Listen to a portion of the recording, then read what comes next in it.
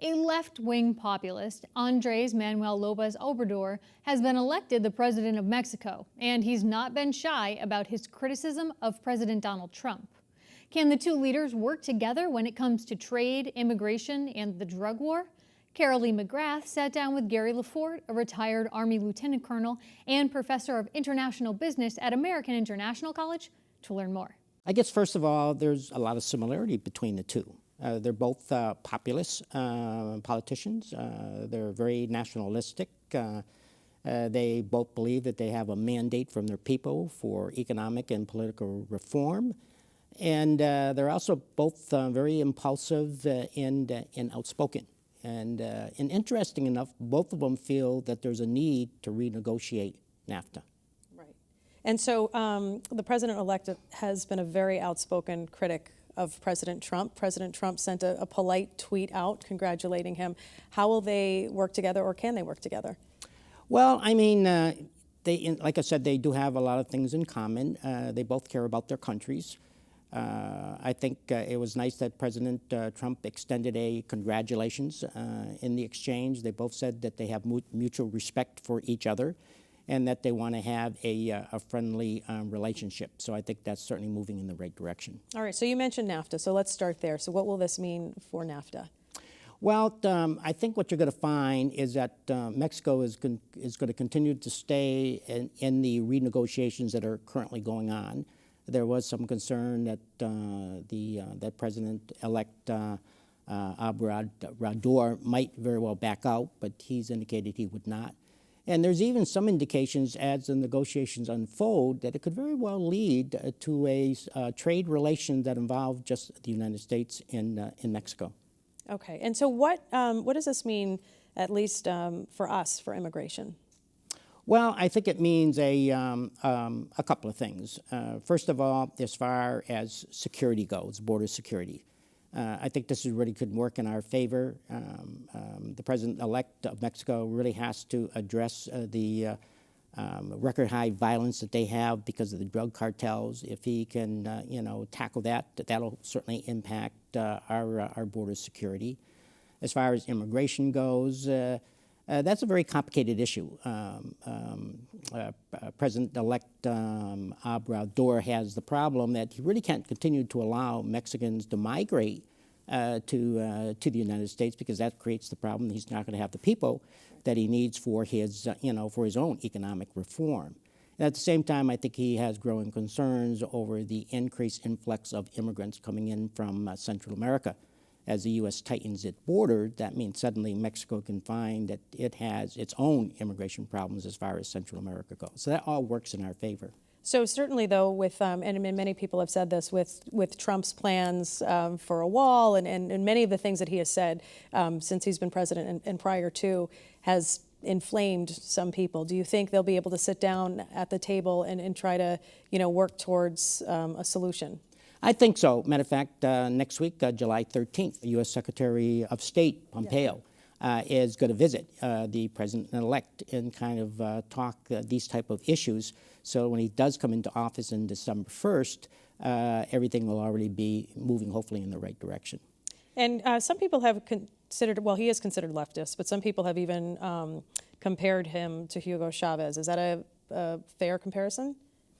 Well, as far as the fact that he's impulsive, he's a socialist, very, very nationalistic. Chavez had a history of nationalizing the oil industry.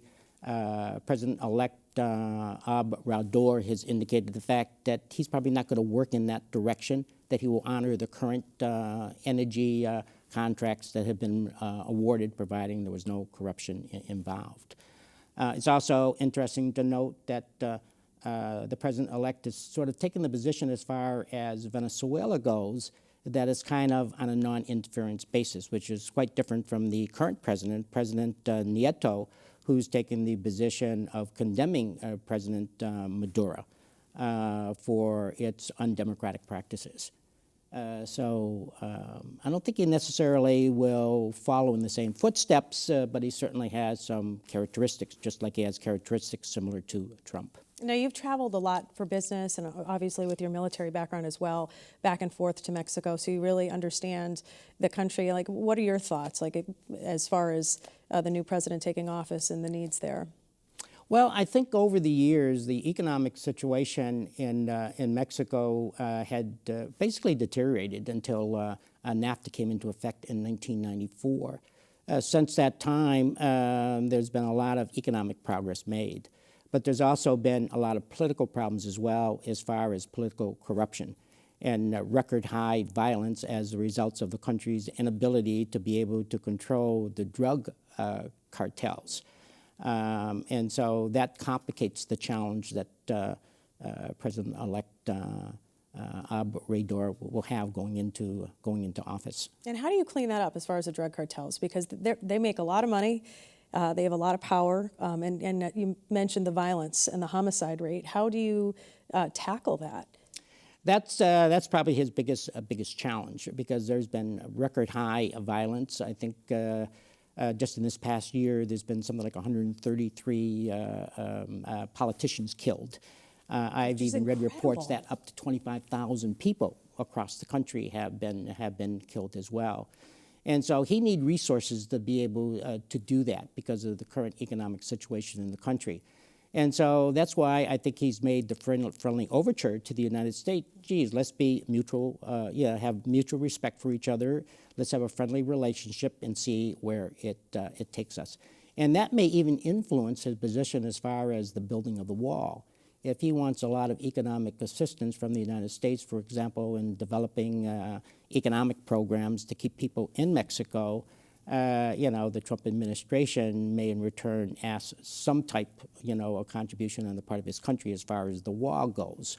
As to whether or not he's willing to do that, we just have to wait and see. But that's certainly within the realm of possibilities. He certainly won't fund the total wall, but he might be willing to give some token money in exchange for economic assistance to address not only the economy but the drug cartel problem as well. If you could talk a little bit about foreign investment in Mexico. Yeah, I think that's very important because that could have a significant impact on the United States. President-elect Obrador has indicated that he wants to work with the United States. One of the things he's looking for is economic assistance. If the United States is not willing to do that, then because the president-elect is pragmatic, he'll say, well, I'll go someplace else. And he has indicated that he would very well consider going to other countries in Latin America, like South America, or even going internationally to the European Union and or even China. And so the United States really has to be very, very careful of that because Mexico is one of our principal trading partners. And does it signify anything? So he's very much to the left, but we saw what happened, with Brexit. Does this have any significance as far as the direction that Mexico moved in? I think not only Mexico, but the international community. I mean, think about what's happened here in the United States as far as Trump's election. Think about what's happening in Mexico, where they've elected a socialistic leftist politician. Something that goes against the grain as far as Mexican politics go. And then you look at what's going on in the rest of the world as far as Greece, as far as Italy, as far as France. There seems to be a move more towards a leftist, socialistic movement where more and more focus is, where there's less and less focus on government and more on the people and the economy. Thank you so much, Gary, for joining us today.